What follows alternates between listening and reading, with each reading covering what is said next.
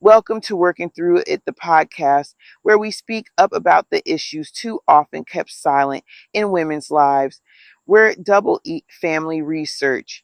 The researcher is a registered mental health nurse, senior academic, and prescriber.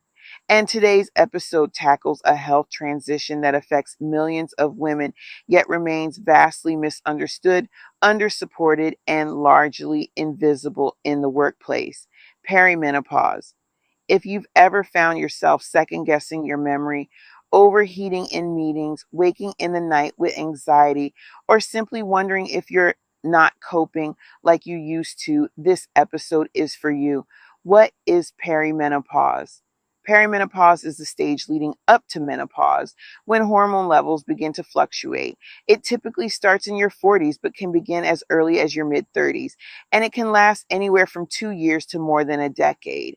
During this time, levels of estrogen and progesterone shift unpredictably, triggering a long list of symptoms, including brain fog and forgetfulness, hot flushes, night sweats, and disrupted sleep, mood swings, anxiety and low mood, irregular or heavy periods, joint pain, exhaustion, and declining concentration.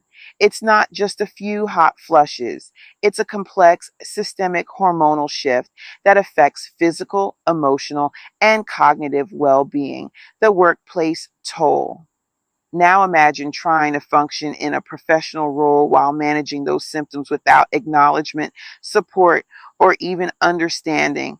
In the UK, over 4.5 million women aged 45 to 60 are currently in work. These are experienced professionals, managers, NHS staff, carers, scientists, business leaders who are often silently struggling. According to the Fawcett Society, 1 in 10 women have left work due to menopause related symptoms. Nearly half say it has negatively impacted their performance, and the vast majority never disclose their symptoms to their employer. Why? Because we've created a culture where perimenopause is seen as personal, embarrassing, or even shameful, not as a legitimate occupational health issue. And if we're honest, if men experience these symptoms at this scale, we would have diagnostic tests, pharmaceutical investment, training for every line manager, and national awareness campaigns. But because it affects women and is linked to aging, it remains marginalized. The Japanese experience. Here's something surprising. Studies show that Japanese women report significantly fewer menopausal symptoms, especially hot flushes and emotional distress. So, what's going on? Several factors may explain the difference. Diet. Traditional Japanese diets are rich in soy, which contains natural phytoestrogen plant-based compounds that mimic estrogen and may ease symptoms. Cultural perspective. In Japan, aging is often viewed with respect. Menopause is not framed as loss or decline, but as a natural life stage. Language. There is no direct term in Japanese for hot flush, which may reflect cultural differences in perception, expression, or experience.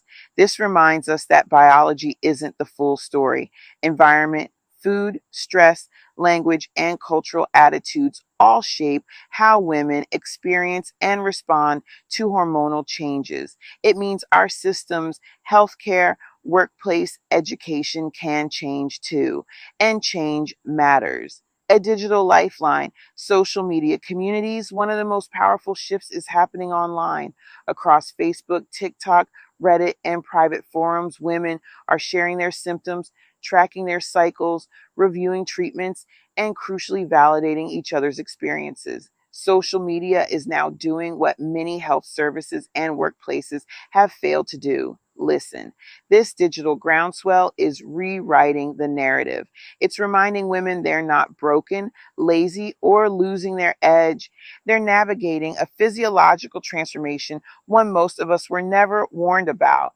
And while the internet is no substitute for medical care, it's become a vital lifeline, especially when medical advice is inconsistent or unavailable. What needs to change? So, what does change look like? Earlier, better education. Perimenopause should be part of the national curriculum, health education, and workplace training. Healthcare access. Women need knowledgeable GPs, affordable HRT, and support for mental health and lifestyle changes. Workplace recognition, that means menopause, inclusive policies, flexible working, leave allowances, training for managers, and safe spaces to speak up. Cultural permission, we must shift the narrative. Perimenopause is not a personal failure, it's a life stage, and it's time we treated it with respect.